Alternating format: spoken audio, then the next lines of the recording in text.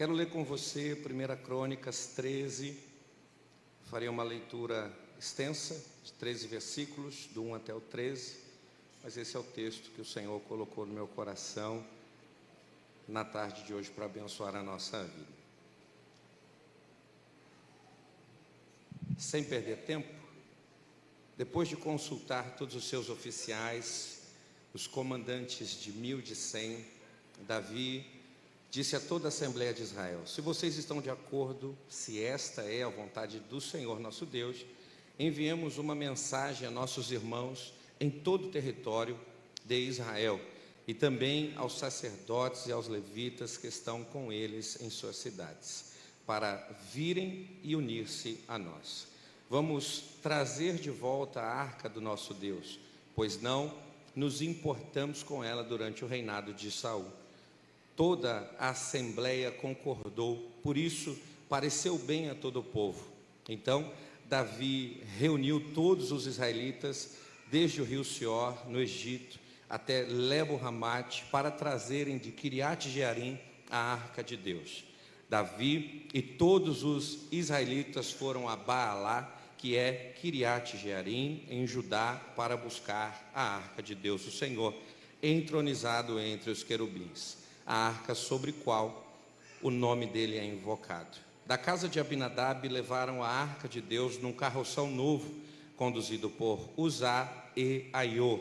Davi e todos os israelitas iam dançando, cantando com todo vigor diante de Deus, ao som de harpas, liras, tamborins, símbolos e cornetas. Quando chegaram à eira de Quidom, Uzá esticou o braço e segurou a arca, porque os bois haviam tropeçado. A ira do Senhor acendeu-se contra Uzá, e ele o feriu por ter tocado na arca. Uzá morreu ali mesmo, diante de Deus, e Davi ficou contrariado, porque o Senhor em sua ira havia fulminado Uzá. Até hoje aquele lugar é chamado de Pérez Uzá. Naquele dia Davi teve medo de Deus e se perguntou: como vou conseguir levar a arca de Deus? Por isso desistiu de levar a arca para a cidade de Davi e em vez disso levou-a para a casa de Obed-edom de Gate. Amém? Eu me considero, e é diferente de eu me acho, mas eu me considero um homem muito abençoado. E isso não é pelo saldo da minha conta no banco, e também não é por aquilo que faço, não é por aquilo que tenho. Eu tive a oportunidade de conhecer o Senhor. Para mim não existe riqueza maior do que essa, a sua presença. E olhando para a minha vida na questão secular, existem pessoas muito importantes que passaram, que estão presentes, eu sei que ainda vão passar muitos outros. Algumas palavras têm me direcionado para que eu possa ser o homem que Deus quer que eu seja. E uma das frases assim mais importantes que eu carrego comigo, quem disse foi meu irmão Francesco, que está aqui, que é um amigo que Deus me deu de presente. E ele fala da seguinte maneira: Haroldo, o seu problema é que você começou tarde demais. E a minha vida hoje, com 44 anos, refletindo a partir desse ponto de vista, realmente começou tarde. Aos 32 anos a minha vida começava a florescer, começava a desabrochar, o casamento, a consagração pastoral, o nascimento do primeiro filho, trabalhando para o Senhor, me tornando um homem honesto, digno. Mas eu precisei refletir quando eu ouvi isso. Por que que começou tarde demais? E algumas conclusões eu tive que tirar disso. A primeira foi que muitas coisas que eu tinha que fazer, eu deixei de fazer. Eu não fiz aquilo que tinha que ser feito. E a gente perde tempo por isso. A gente acaba deixando passar ótimas oportunidades, a gente acaba deixando de se preparar para aquilo que tem, né, diante de nós ainda para vir. A gente acaba por perder alianças que seriam importantes para a nossa vida, porque nós deixamos de fazer coisas.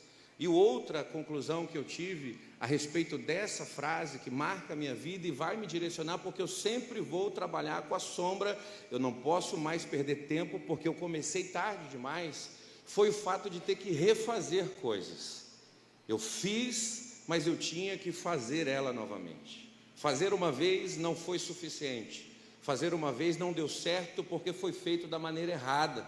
E perder tempo fazendo de novo as mesmas coisas faz com que você deixe passar batido muita coisa. Você tem que estudar novamente a mesma prova, você tem que estudar novamente a mesma matéria, você tem que acertar novamente no seu casamento aquilo que você errou, você tem que acertar no seu ministério aquilo que um dia você errou e você tem que refazer, e tudo isso gera perda de tempo. E o texto que nós lemos aqui mostra a história de um homem que está perdendo tempo. Ele é escolhido por Deus, chamado por Deus, separado por um propósito, o homem segundo o coração de Deus, mas ele está perdendo algumas coisas aqui. A primeira coisa que a gente vê ele perder é a companhia de pessoas. A segunda coisa que a gente vê ele perder é tempo. A terceira é apetite, vontade de fazer novamente. Mas para a gente entender melhor, existe uma música do Alessandro Vilas Boas chamado Cristo, que em determinado momento ele canta: persegui sua glória, encontrei o Filho. E eu disse que eu sou abençoado por causa da riqueza que há em Cristo Jesus, da presença que Cristo, ele manifesta e abençoa a nossa vida. Então, o desejo primário de qualquer cristão não é prosperar, não é vencer, não é triunfar, não é enriquecer. Todas essas coisas podem ser benéficas, desde que nenhuma delas seja o fundamento da vida do cristão. A vida do cristão ainda é encontrar Cristo, buscar a presença de Deus, se relacionar com Ele. Porque o ouro o ladrão pode roubar, a riqueza, a traça pode perecer, o ferrugem pode contaminar, mas a presença de Deus, quando o homem encontra, ninguém vai tirar ela dele. E aí nós vemos que a presença de Deus, ela é desejada. A presença de Deus, ela é perseguida. E para a glória do Senhor, a presença de Deus é encontrada.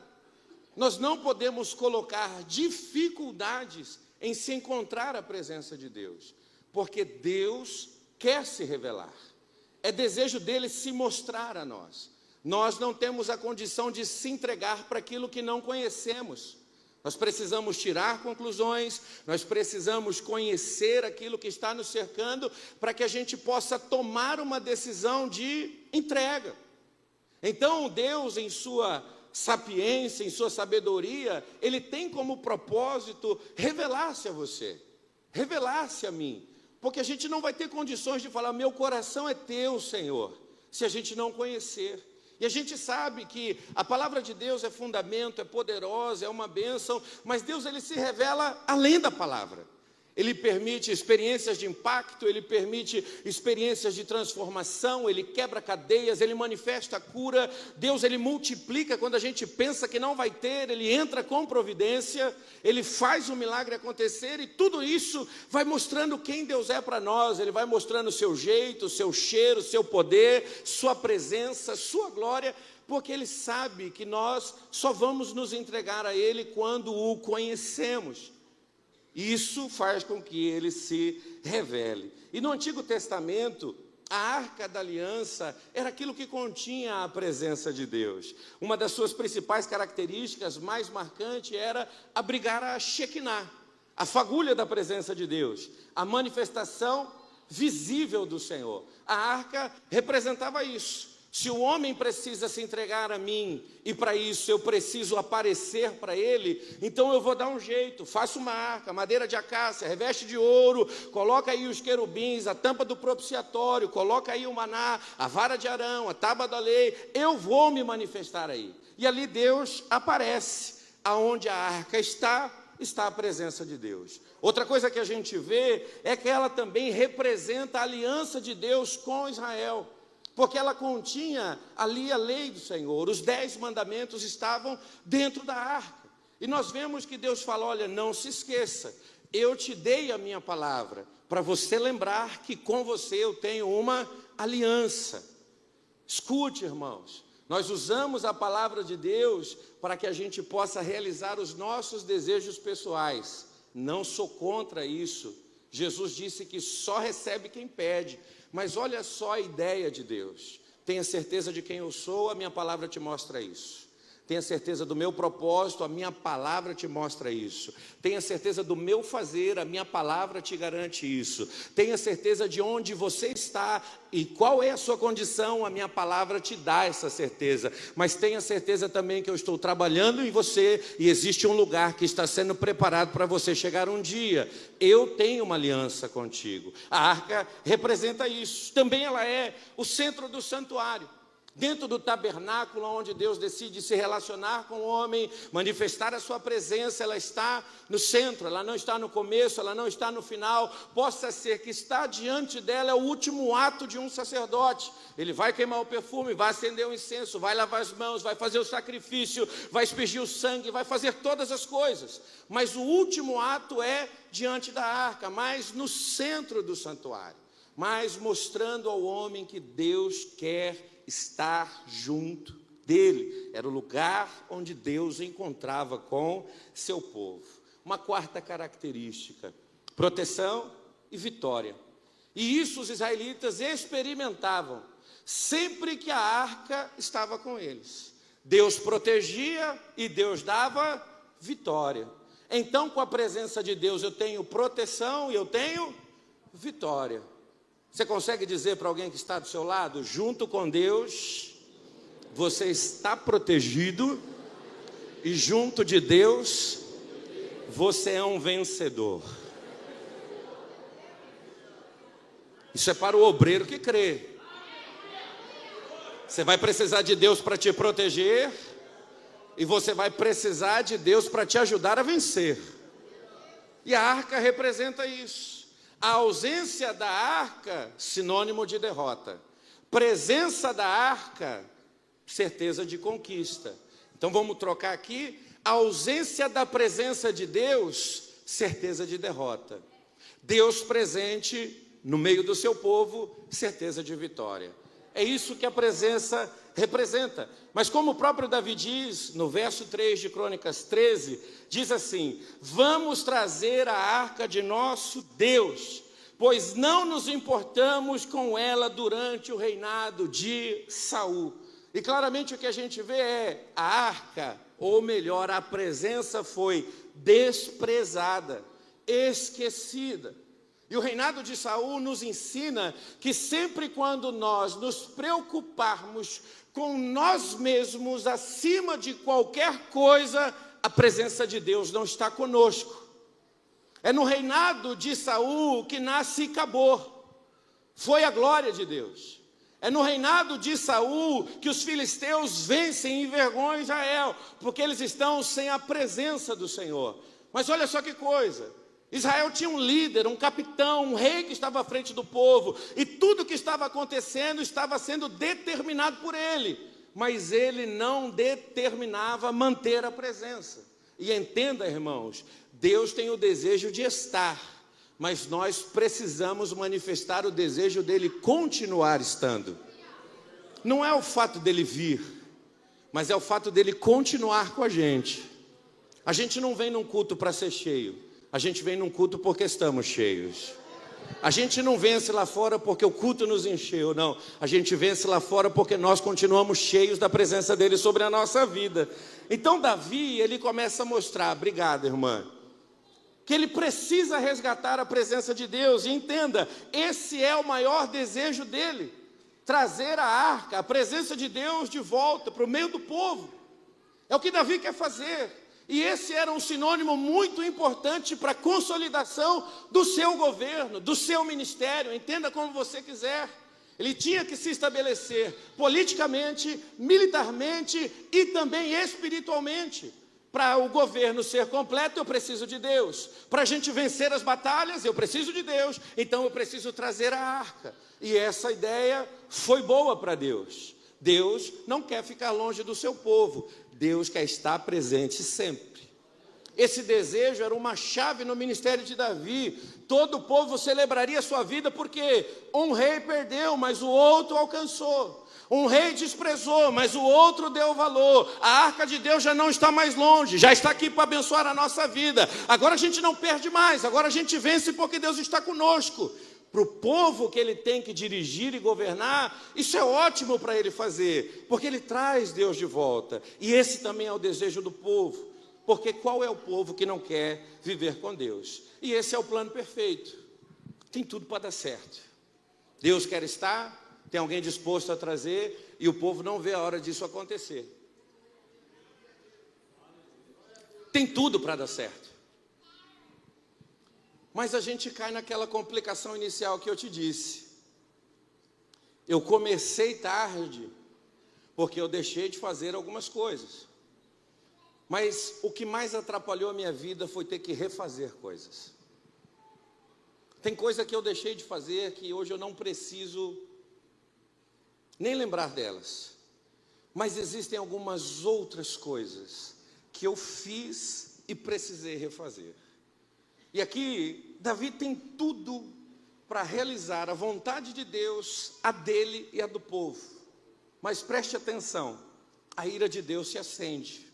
Um homem chamado Uzá morre. Davi desiste de realizar o seu propósito e a arca não chegou aonde deveria chegar. A presença de Deus parou na casa de Obed-Edom. Eu acho tão interessante isso que Obed é de Gate, inimigo. E Deus abençoou por 3 meses a casa de Obed. Mas olha só que interessante. Obed só deixa a arca sair da casa dele com uma condição: se a presença de Deus vai, eu preciso ir junto. Enquanto tem alguém que despreza, tem alguém que não abre mão. Enquanto tem alguém que abandona, tem alguém que não abre mão. Enquanto existem pessoas que acham irrelevantes, existem pessoas que tiveram experiências que não conseguem mais abrir mão da presença de Deus. Se a arca vai, eu preciso ir junto. Mas o que a gente aprende com essa lição? A arca não chegou onde deveria. A vontade de Deus que está no meio do povo, que é dele, não acontece. O propósito de Davi, a vontade de Davi não se manifesta. Por que não deu certo esse plano? E 3 coisas eu separei aqui para que a gente, como obreiro, a gente possa refletir e meditar. Primeira delas, propósitos de Deus não são cumpridos por causa dos meus desejos. Não é o fato de eu desejar que vai acontecer. E às vezes nós estamos nos relacionando com Deus a partir do desejo que eu carrego. Mais nobre possível, pode ser o melhor possível, pode estar até associado àquilo que Deus tem para a minha vida, mas ele não é o fator determinante para se realizar um propósito. Nós queremos que as coisas aconteçam a partir daquilo que a gente deseja. E Deus está falando, o seu desejo não é o fator determinante para se cumprir o meu propósito.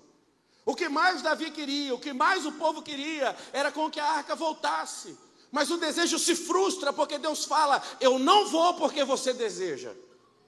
Eu não vou estar com você porque você deseja. E a segunda lição que eu vejo é, propósitos de Deus não são cumpridos por causa das minhas emoções. E quando Davi teve a chance, emocionado falou, eu vou buscar a arca e não é amanhã, é agora. Não é na minha forma de agir que se torna o fator determinante para se cumprir os propósitos de Deus. Então você que vai ser pastor, pastora, presbítero, missionário, atalaia, diácono, escute isso. Não deixe as suas emoções se tornarem a razão do seu propósito. Não são as suas emoções que vão fazer o propósito se cumprir.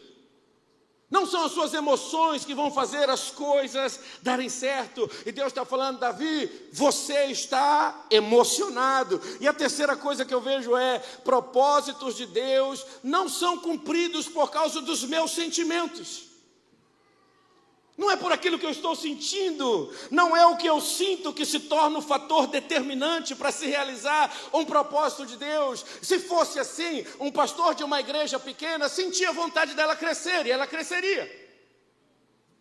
Se fosse só sentir para se cumprir um propósito, era muito fácil. E Davi desejou, se emocionou, seus sentimentos se afloraram, mas ele se frustrou. E o pior de tudo, ele conseguiu frustrar a todos aqueles que estavam em sua volta. Cadê o Bruno? Bruno, você pode vir aqui para o piano para você me ajudar, Bruno? Se o Bruno estiver por aqui, ele deve estar por aí. Mas presta atenção. Olha só esse rei que ontem estava disposto a qualquer coisa. A quem da decepção ele fala, eu não vou tentar de novo. E o povo que estava motivado pela visão do rei, se o rei não vai tentar, eu também não vou. Se o rei não se esforça, eu também não me esforço. Se ele não vai, eu também não vou. Eu não vou fazer isso. E esse versículo mostra isso para nós, o verso 12 de Crônicas 13. Naquele dia Davi teve medo de Deus e se perguntou, como vou conseguir levar a arca de Deus de volta para o seu lugar? Por isso, desistiu de levar a arca para a cidade de Davi.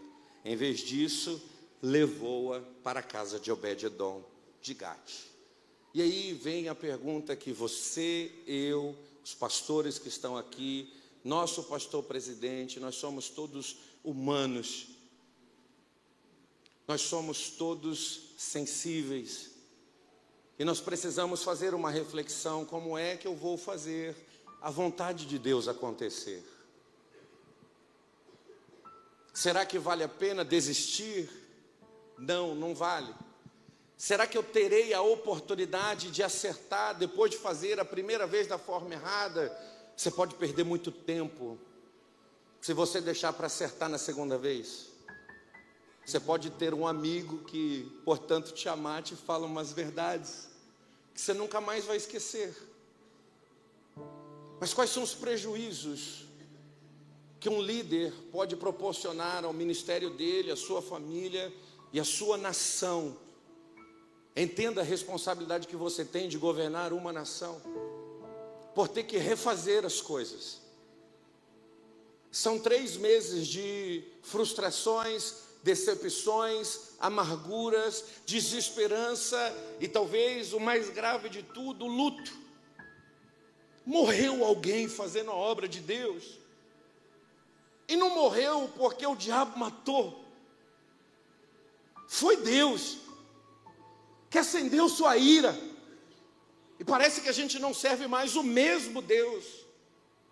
É o mesmo Senhor que tem prazer naquele que faz para a glória do seu nome, mas que não tem prazer naquele que usa o seu nome para fazer o que quer. E essa história mostra como eu vou realizar a vontade de Deus, e vou ser bem rápido. Mas o primeiro conselho que eu te dou é: se mova pela direção de Deus.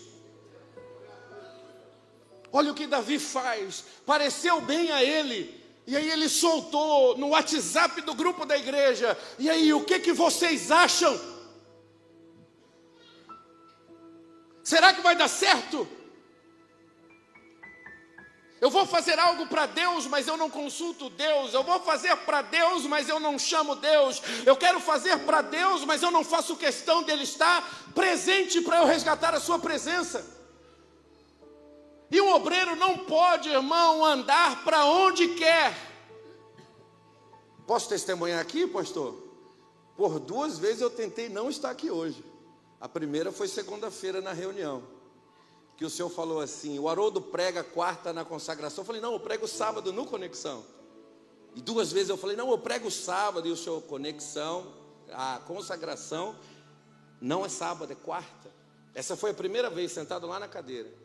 A segunda vez foi ontem à noite e hoje de manhã, perguntando para minha esposa: e aí, Carla, eu só preciso de uma palavra sua. E ela: vai lá, vai que está tudo bem. Se Deus abriu essa porta para você estar, Haroldo, não é para você mudar, é para você estar lá.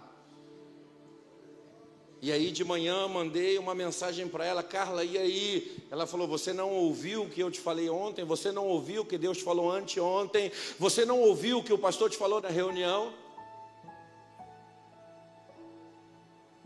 Não é a nossa vontade, obreiro. Eu queria estar brincando com meu filho em casa agora, mas ele está no hospital e eu no altar. Mas nas nossas aflições não tem lugar melhor para a gente estar do que no centro da vontade de Deus.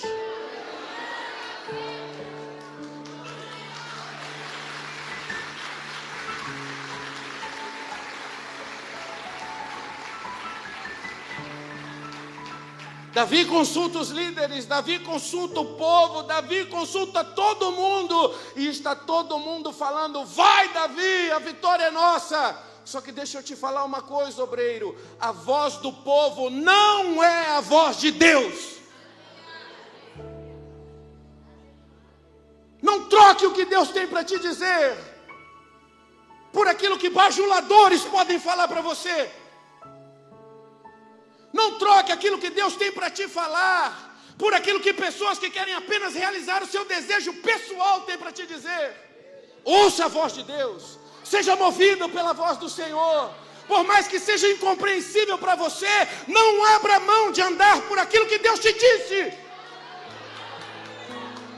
Porque pode estar todo mundo te apoiando, pode estar todo mundo te aplaudindo, mas ninguém vai fazer você se levantar de novo se der errado. E Deus está dizendo hoje: não dá para a gente perder tempo. Se for pela minha voz, vai dar certo. Se for pela minha voz, vai ter vitória. Se for pela minha voz, vai ter júbilo e celebração. Alguém ouve Deus falar aqui hoje, nessa noite, e pode levantar a mão ao céu e dar um brado de vitória. Porque se a voz de Deus chega a teu ouvido hoje nessa noite, é Deus falando para você: eu te tomei pela mão direita, eu não abro mão da tua vida, e eu vou te dar uma palavra para que você possa vencer e cumprir os meus propósitos. Segundo conselho que eu te dou: não faça do seu jeito, faça como Deus determinou. Davi vai usar um carroção novo. Ele era rei, talvez ele nem sentiu no seu bolso. Mas quanta gente vai gastar o que não pode para se fazer o que não deve? Davi, ele vai: não, compra lá, eu quero uma madeira nova, eu quero 2 novilhos novos, eu quero fazer aqui desse jeito. Só que vai dar tudo errado, o boi vai tropeçar. E sabe o tempo que nós estamos? Nós estamos no tempo do método que dá certo. Qual método você escolheu? Qual igreja você seguiu? O que você vai conseguir copiar do feed do Instagram das outras pessoas? Qual foi a conferência que você visitou para copiar aquilo que eles fazem lá, para ver se dá certo no que você faz? Qual é o pastor que você vai imitar? Qual é o estilo de pregação que você vai ter? Qual que vai ser o culto na sua igreja? Qual que vai ser a ação profética durante o culto que você está fazendo? Nós estamos nesse tempo. Mas deixa eu te falar uma coisa: Deus já tinha dito como deveria ser feito. E se fazer igreja não é copiar o modelo que deu certo. Se fazer igreja é copiar o modelo de Cristo.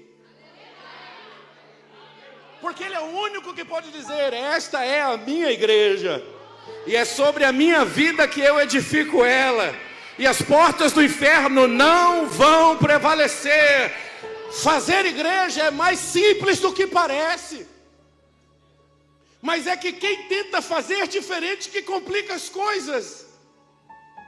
E Deus está falando: não tente inventar nada.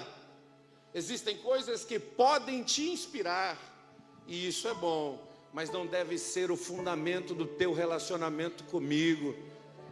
Você cumpre o meu propósito do jeito que eu te falei, da forma que você ouviu minha voz. Não é do jeito que você quer, mas é do jeito que eu disse. Mas Deus disse para eu ser um pregador no deserto. Olha o prazer de João em dizer: quem é você? O profeta? O Cristo? Aquele que haveria de vir? É você aquele que estava prometido? Não, fica tranquilo, eu só sou uma voz. A voz que clama no deserto. Jesus, quem é João? Aos teus olhos, Jesus, quem é João? É Davi? É Moisés? Quem é João? É Jeremias? É Isaías? Não, deixa eu falar uma coisa. Vou resumir isso para acabar com essa história. Nascido de mulher, não tem ninguém maior do que João. E aí você procura na Bíblia, quem foi que fez tudo aquilo que Deus disse? João. Não busque reconhecimento na terra, busque a satisfação do céu pela tua vida. Ainda que ninguém te concorde, mande sair do deserto, mande você sair de onde você está e você fala: não, eu estou aqui porque Deus me mandou ficar. Fique, espere celebrar o nome do Senhor, porque vai dar certo. E eu corro aqui, igreja, para encerrar. Não cante para a sua glória, cante para a glória de Deus. Você pode dizer para 2 ou 3 pessoas que estão perto de você: não cante para a sua glória, cante para a glória de Deus. Se ele não entendeu, melhore isso daí, diga novamente para ele: não cante para a sua glória, cante para a glória de Deus. Não louve por sua glória, louve por causa da glória de Deus. E por que eu posso te falar isso? Olha o que a Bíblia diz: cantavam diante de Deus. Eles estão carregando a arca da maneira errada. E o texto diz que eles cantam diante de Deus. A gente não pode olhar isso e achar isso normal, porque uma coisa é cantar diante, outra coisa é cantar para Deus. E onde está a diferença nisso? É que cantar, a conquista, seu método é celebrar sua vida. Davi não ouviu a Deus, não escolheu o método de Deus, não buscou considerar o que Deus já tinha falado às pessoas. E aí ele está carregando a arca e cantando. Ele não está louvando ao Senhor, ele está louvando o que ele fez. Ele não está exaltando o Senhor, ele está exaltando o que ele fez. E quem está andando com ele não está cantando para Deus, mas está cantando o que Davi fez. Isso já é uma história antiga. Saul matou milhares, mas Davi matou milhares de milhares. Olha só, ele gostava disso. Ele está celebrando diante da presença uma conquista que é dele. E uma coisa é estar aqui, irmãos, e cantar porque ele é uma bênção, ou porque o pastor é uma bênção, ou porque a palavra foi boa, ou porque a igreja é sensacional. Outra coisa é cantar independente dessas circunstâncias, porque nós estamos louvando quem ele é, celebrando a pessoa dele. Cantar a conquista pelo método de Deus é celebrar a sua glória.